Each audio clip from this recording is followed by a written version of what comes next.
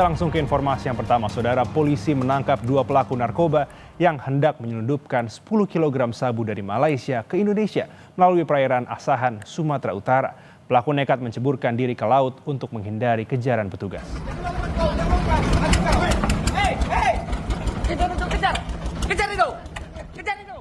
Salah satu pelaku langsung menceburkan diri ke laut ketika melihat petugas Ditres Narkoba Polda Sumatera Utara mendatangi sampan yang ditumpangi 2 pelaku penyelundupan sabu di perairan kawasan Sei Kepayang Timur, Asahan.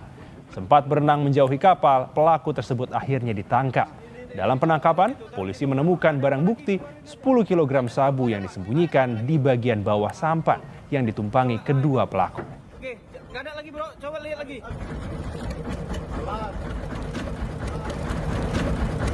Barang bukti sabu 10 kg di dalam sampan yang ditumpangi kedua pelaku disita polisi.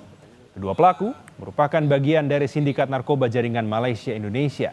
Polisi menyebut sepanjang 2025 terdapat 414 kasus narkoba diungkap dengan total 548 tersangka yang terjadi di kawasan Asahan, Tanjung Balai, dan Batubara. Total sabu yang disita sebanyak 248 kg.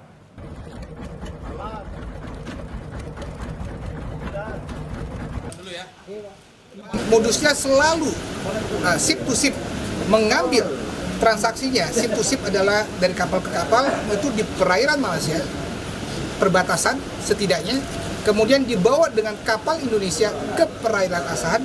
Nah, di Asahan inilah yang banyak dipecah.